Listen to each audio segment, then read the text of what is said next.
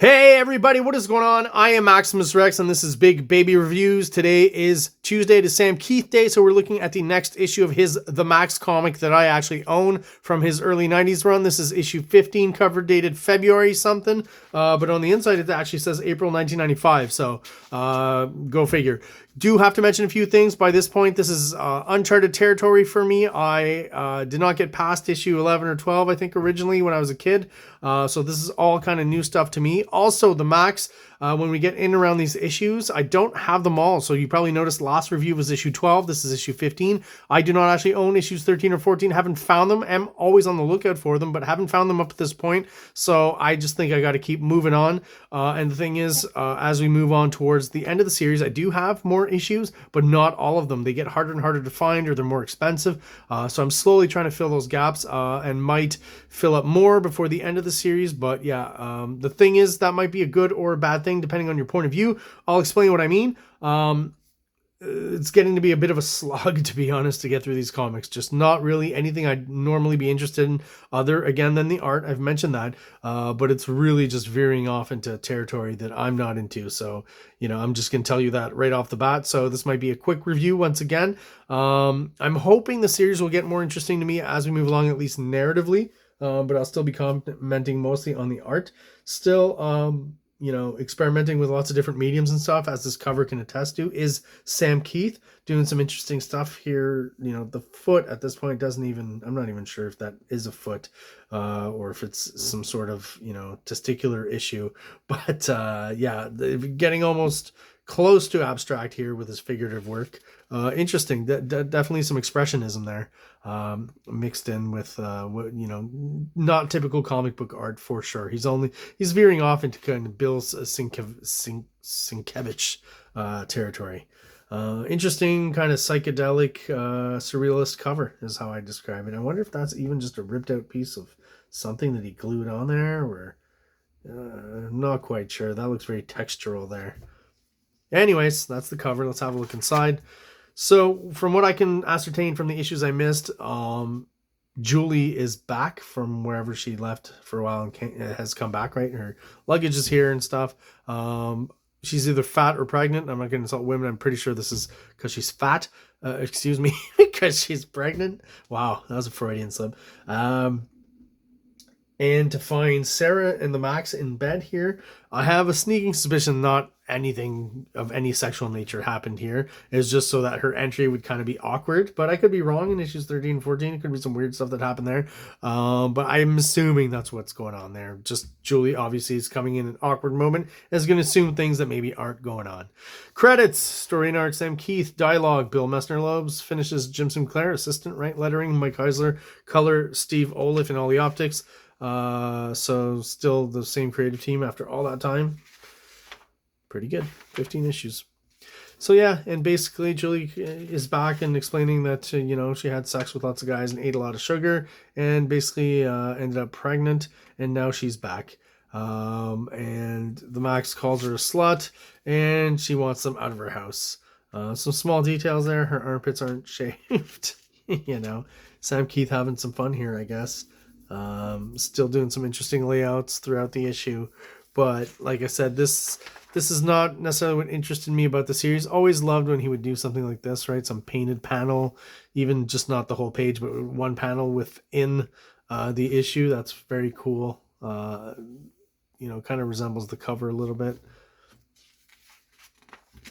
And there's just a brief sequence here where we see him get knocked on the head and pulled back into an alleyway, and that'll play out later. We'll see. Break to a scene in a prison. Pretty good use here. The bars and the negative space. I think that's well done visually. And what's happening here is one inmate is telling another about little monsters that are going around causing problems, right? Little heart. And there's a sequence here that apparently just, you know, this character in this cell here that you can just see shoes coming out of the shadows. Very dangerous. Right, sitting across from the guy. And then this guy's kind of explaining about the small characters. And he kind of resembles, in a weird way, I don't know if he's doing a Sin City kind of riff here, a little bit on Marv. But also he kind of resembles a character in issue 1 who's mugging a lady there, and the MAXX saves her.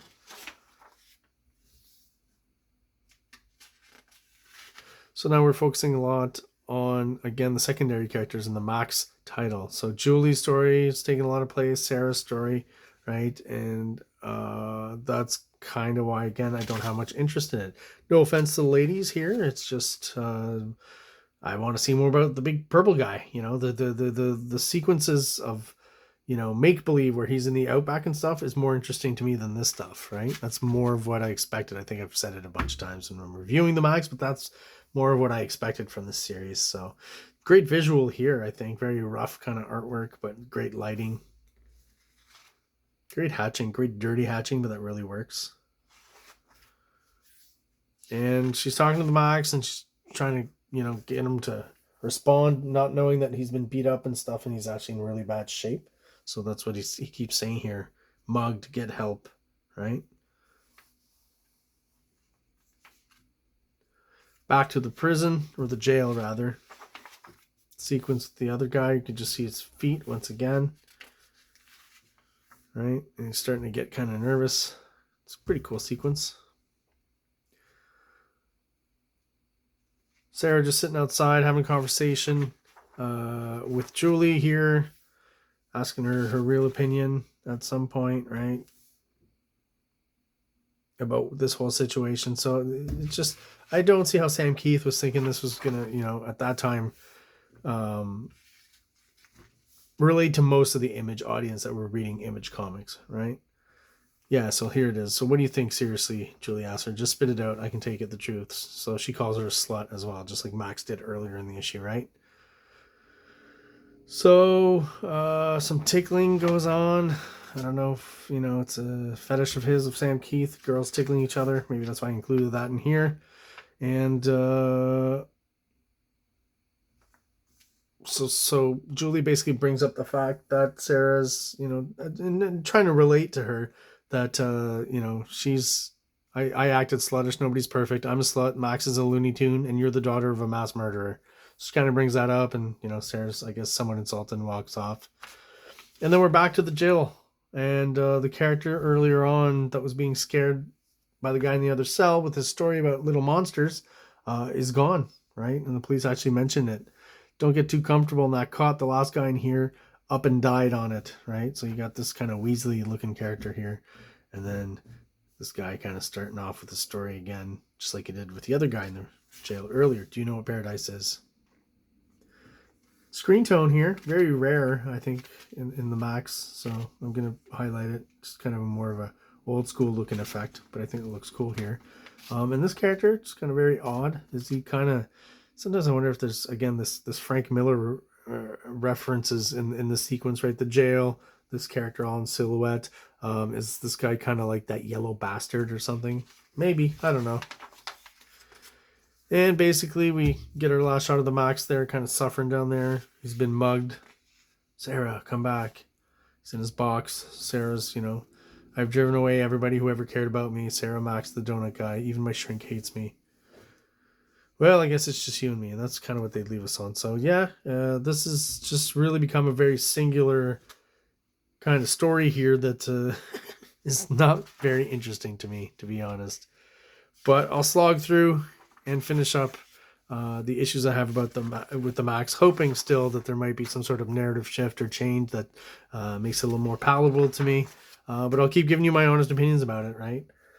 This was always funny, the Spawn 32, the new costume, right? Like, ooh, he gets a big boot and a big glove. Like, that was the main difference. I would say in that first issue, his cape was really ripped up and messed up. But it did kind of regenerate into the big old Spawn cape that it was, you know, as you can see here, holes and stuff. Greg Capullo, one of the first kind of issues where he really started impressing me on Spawn, where originally I didn't like him when he came on. Stopped buying Spawn because of it, and eventually kind of jumped back in because his artwork got really cool really fast. We'll talk about it when we get to Greg Capullo soon. Not quite sure what this is all about. Wasn't into Extreme Studio stuff by that point anymore. Killraiser, that's some Mark Silvestri stuff, I guess. This is a weird ad. Kind of a waste of space, if you ask me. And then you got some more colored fan art in the back here. The MAXX with the rabbit head. If you know, you know. So there you go. Quick review of the MAXX issue 15. Let me know what you think about this issue in the comments. If you have any questions, concerns, answers to some of my questions during this review, let me know in the comments as well.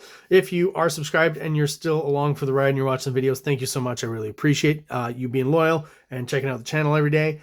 Those of you who watch the videos but are not subscribed, please do so. It's really quick for you, and it makes it so much easier for us to spread our wings out and hopefully fly, and connect with lots of people who like this kind of content and these kind of reviews and are into comic books just like we are. So everyone out there, thanks for your support and have a great day. King Comics presents Big Baby Volume 1, Issues 1 to 13, 204 pages of story and art. King Comics also presents Star Crasher one-shot, 32 pages, cosmic sci-fi surrealist adventure. You can find these fine comics at kingcomics.ca, at MaximusRex13 on Instagram, or on Facebook, MaxRex or Big Baby. Like! Subscribe!